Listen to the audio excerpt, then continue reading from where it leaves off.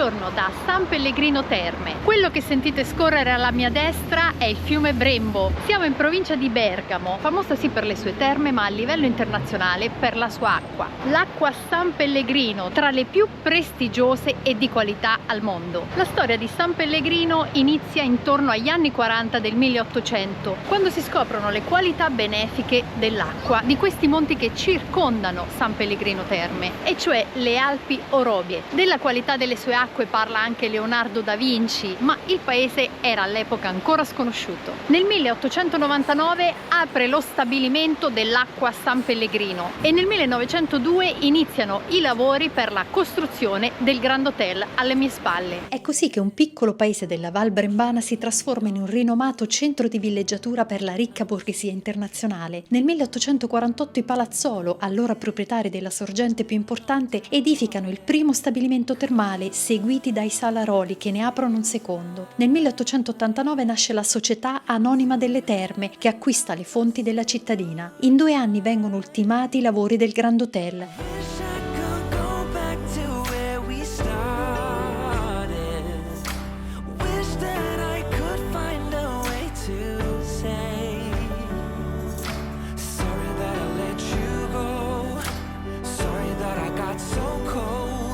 Inaugurato nel 1904, è dotato di quasi 200 camere, ascensori, luce elettrica, telefono, 3 campi da tennis e un giardino che arriva fino al muraglione sul fiume Brembo.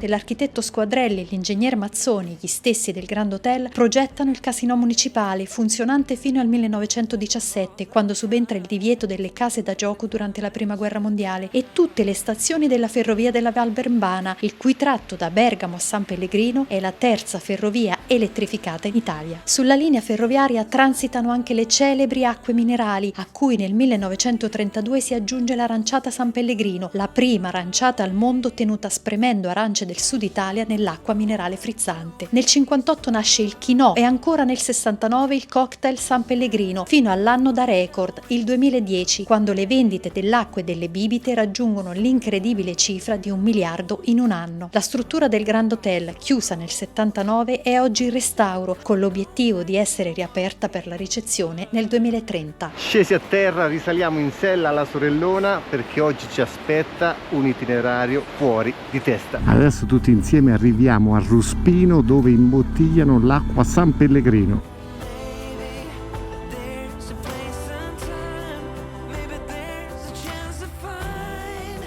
Stabilimento dell'acqua minerale naturale San Pellegrino, che ha fatto e sta facendo il giro del mondo.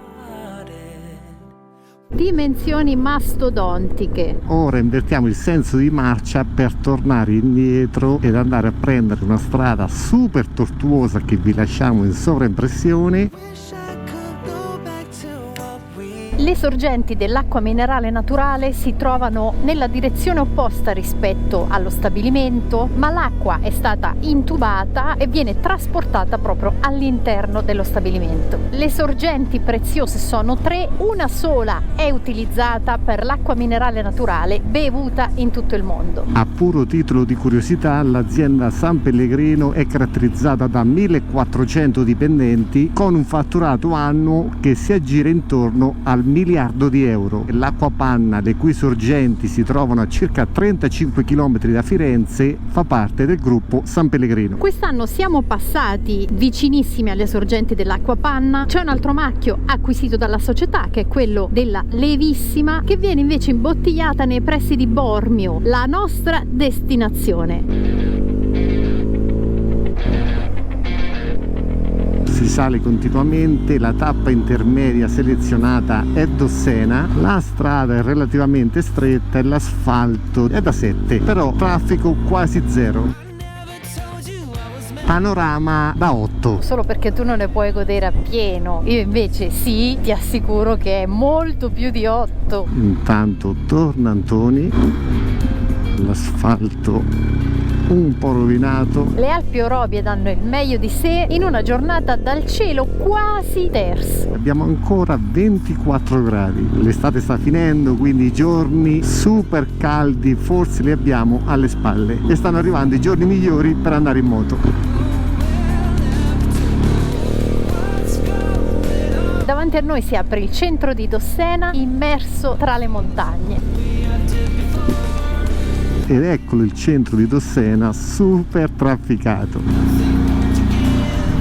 Si inizia la discesa e l'asfalto nel 90% dei casi è quasi perfetto. Noi come sempre andiamo di freno motore, facciamo scorrere la moto e tocchiamo poco i freni.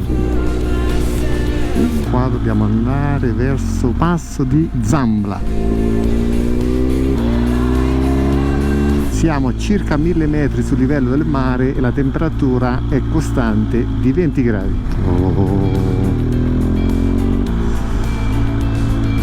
Passo Zambla 5 km e da queste parti qualche motociclista l'abbiamo trovato. Panorama alpino perfetto.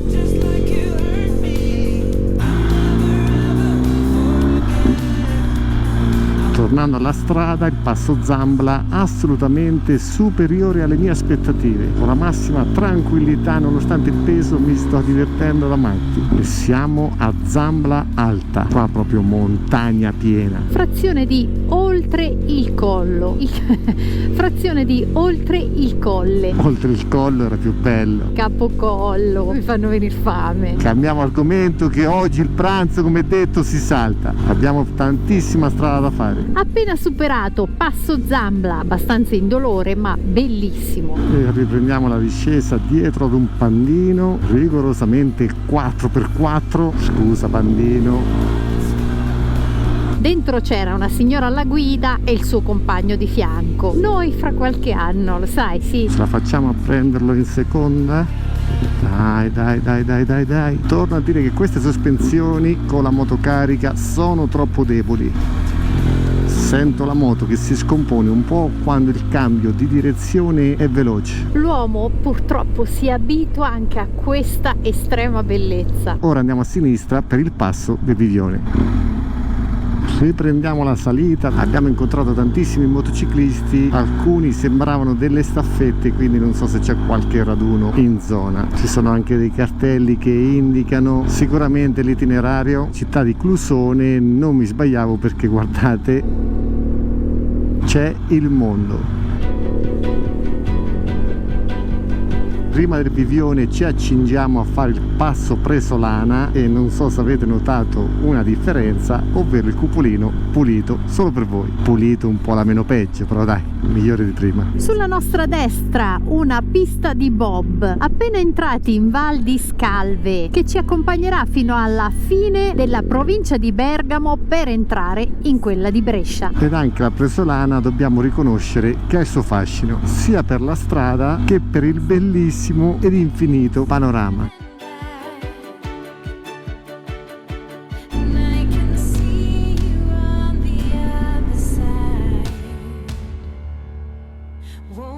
Purtroppo c'è un po' di traffico.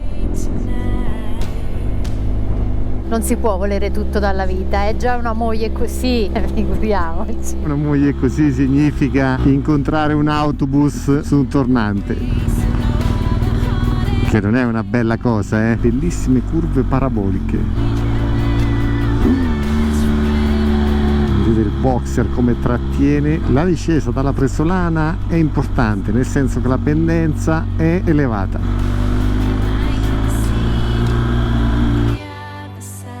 Da qua possiamo dare inizio al passo del Vivione, 21 km.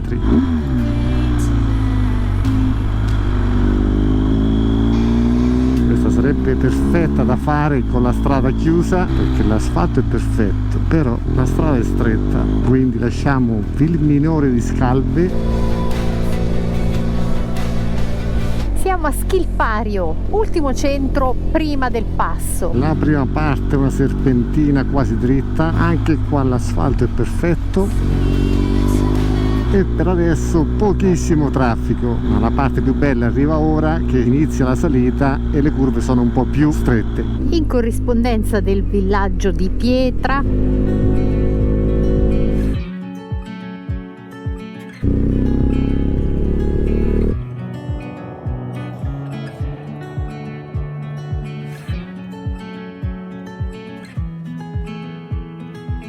I feel like I've been here before. 30 km orari senza guardrail e quindi bisogna andare pianissimo.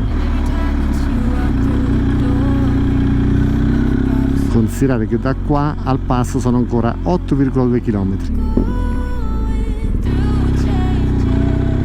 Infatti l'abbiamo fatto proprio per questo motivo, perché motociclisticamente parlando, se siete tipi un po' con il polso pesante, possiamo dire che ha poco senso passarci. Comunque c'era il cartello vietato ai mezzi superiori a 2 tonnellate. Qua ritrovo Scout, però guardate il paesaggio in fondo. Sembra quasi un percorso incantato, creato proprio appositamente per far sognare, un po' fiabesco, da dove possono uscire gli gnomi del bosco.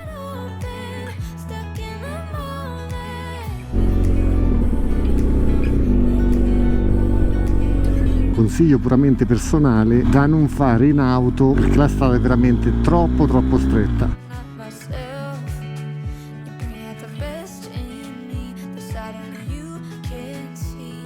Siamo arrivati quasi in cima perché 1,9 km. Qua c'è un minimo di protezione,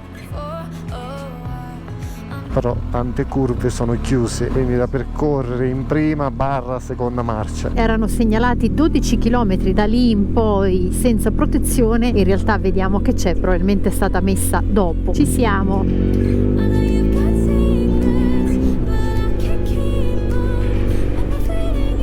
Come ormai al solito la vegetazione davanti a noi inizia a scarseggiare. Passo del Vivione, 1827 metri sul livello del mare. Ora 9 km senza guardrail, si scende, però da questo lato, come possiamo vedere, non è tra virgolette pauroso come il versante fatto. Sì, qui è un po' più tranquillo, la vegetazione è ricomparsa subito appena lasciati i 1827, come se dall'altro versante avessero trattenuto il respiro, come quando sulle foto trattieni la pancia e poi ricomparsi. Qua massi enormi, proprio natura differente sia delle pietre che della vegetazione.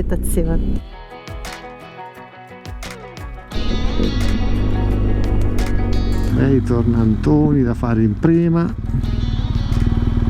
Qua invece la pendenza è molto maggiore, però ci sono gli alberi che in caso di caduta dovrebbero frenare la discesa. Anche a coprire la visuale, perché altrimenti diventerebbe paurosissimo. Però dai, come preparazione per il Gavia non c'è male. Molto selvaggia questa parte del percorso. Arrivati quasi alla fine è uscito anche il sole. Come altro punto di interesse ho dato il passo Gavia e da qua sono 55 km. Anche qua banale giudizio, bello il paesaggio intorno, però la strada ragazzi non è il massimo, anche perché è lunga e tantissimo stretta. E io il Gavia me lo ricordo, per cui iniziamo ad incrociare le dita. Se questi contenuti vi dovessero piacere lasciate il mi piace, lasciate un commento e magari iscrivetevi al canale, perché no? Come parte guidata invece la più bella proprio quando si è in basso è questa, perché la strada diventa 2 corsie e l'asfalto è perfettamente nuovo. Arrivati quasi a Edolo abbiamo la doppia scelta, o fare il passo Gavia o il passo del Tonale, ma noi andremo per la prima.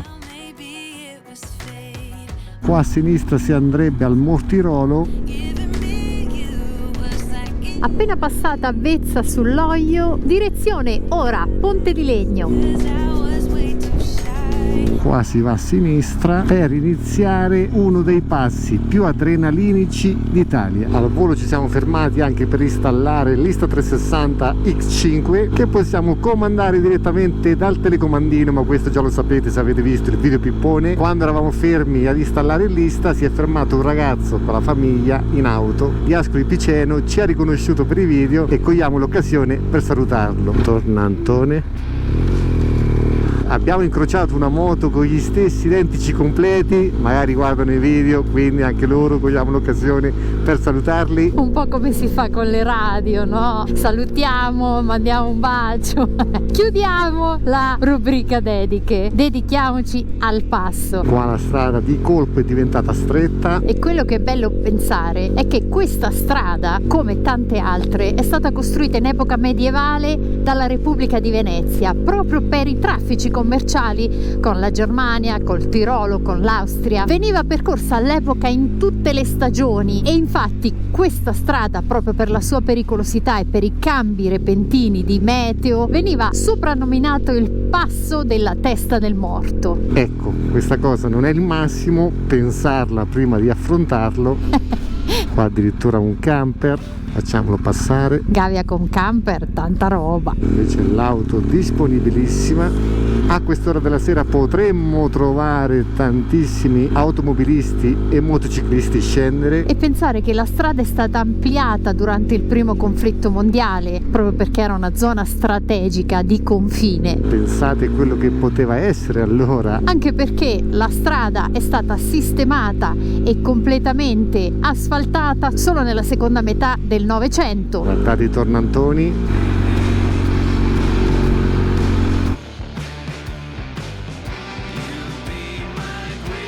Questo ovviamente da fare in prima marcia e devo riconoscere che grazie al peso del boxer la moto è molto equilibrata, quindi questi tornanti risultano facili da intraprendere. Tutto il panorama sull'Alta Val Camonica me lo ricordavo pauroso e non è cambiato. Dai che questo è ancora niente. Poi onestamente farlo da ponte di legno dal mio punto di vista è più facile perché appunto si tiene la destra, in quanto il pezzo più adrenalinico è la discesa verso ponte di legno.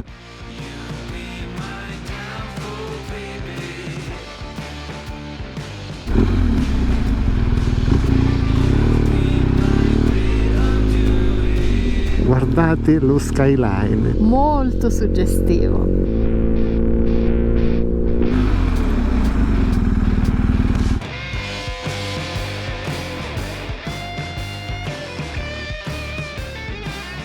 Aumenta la nebbia a questa altitudine. Avevamo scelto questo giorno per il bel meteo, purtroppo non siamo stati fortunati. Tra poco entreremo in un banco di nebbia, quindi visibilità tipo pianura padana. Intanto temperatura scesa a 14 gradi. Vi salutiamo ora perché non sappiamo se poi all'interno del banco di nebbia riusciremo a riconoscervi. Io comunque li sento che sono in sella per via del peso. Anche se non ci dovessimo vedere vi sento. O sarò io che sono ingrassata, non so.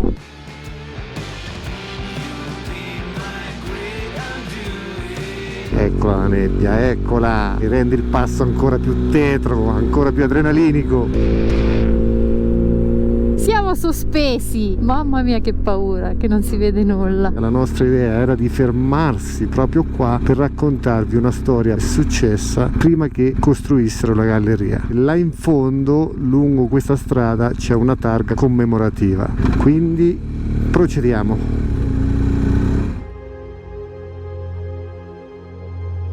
Il 20 agosto del 1954 un mezzo militare italiano si accingeva a passare per questo passo con a bordo 21 ragazzi militari con età compresa tra i 21 e i 23 anni. Il mezzo precipitò su una scarpata proprio per il cedimento della strada sottostante. Fece un volo di 150 metri e i ragazzi morti furono 18. All'epoca la strada era vietata per i mezzi di grandi dimensioni e anche al trasporto di più di 14 persone, e questo passaggio magari lo dedichiamo a quei ragazzi così giovani che hanno purtroppo perso la vita in quel bruttissimo incidente.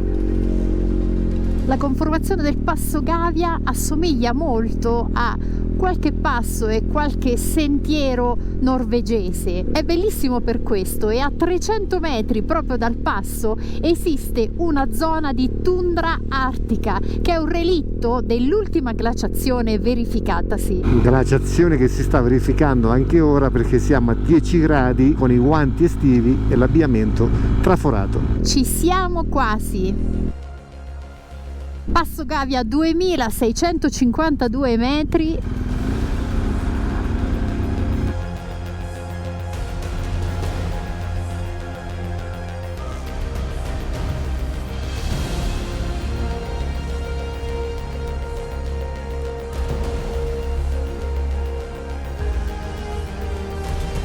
Abbiamo rallentato perché la montagna fa un po' questo effetto. Ci sono i tornanti che ti fanno chiudere la vena, ma al tempo stesso c'è uno spettacolo della natura che ti lascia un po' in contemplazione. La meraviglia della lingua del ghiacciaio.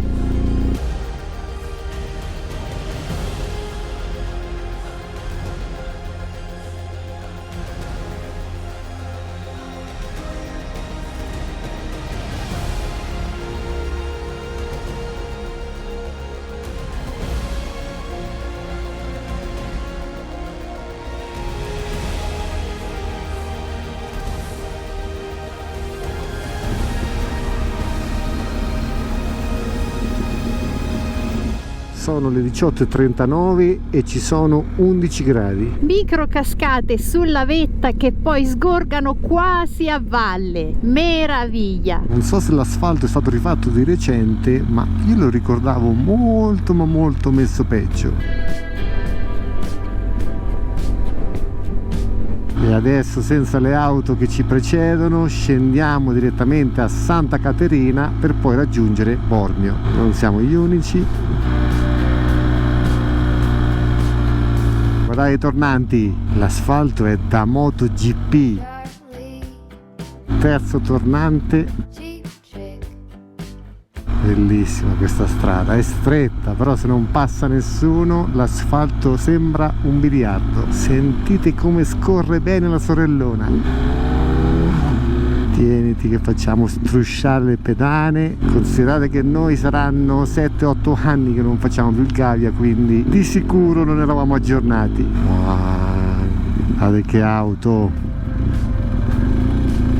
E benvenuti a Santa Caterina. Dovremmo essere intorno ai 1700 metri sul livello del mare. Tra Sopra e Santa Caterina ci sono 6 gradi di differenza e Sara da dietro dice si sentono tutti. Sant'Antonio illuminata dal sole. Quasi a prendere un aperitivo su qualche terrazza con vista. Ospitati. Non sarebbe male, dai. Ma il nostro cammino continua. Senti il sole come riscalda.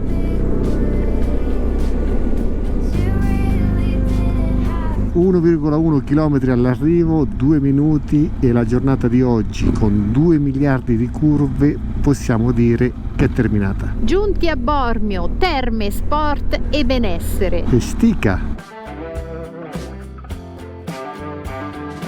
E benvenuti a quella che sarà casa nostra per i prossimi 3 giorni. Tenemos que trabajar, dobbiamo lavorare.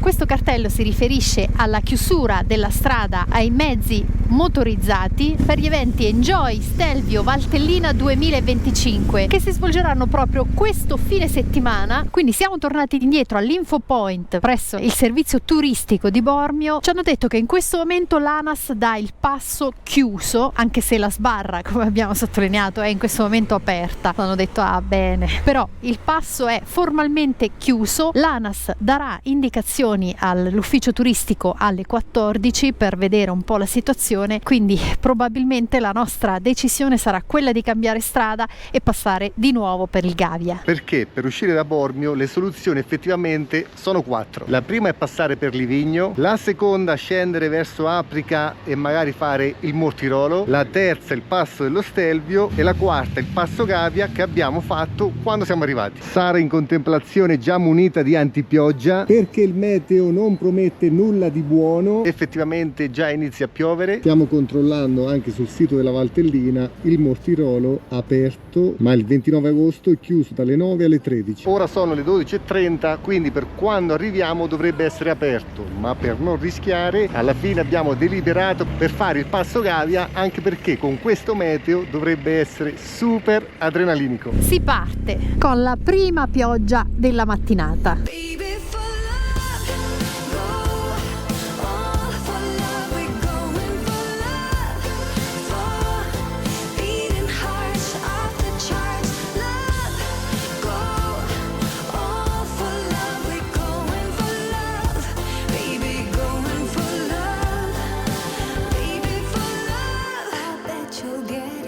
But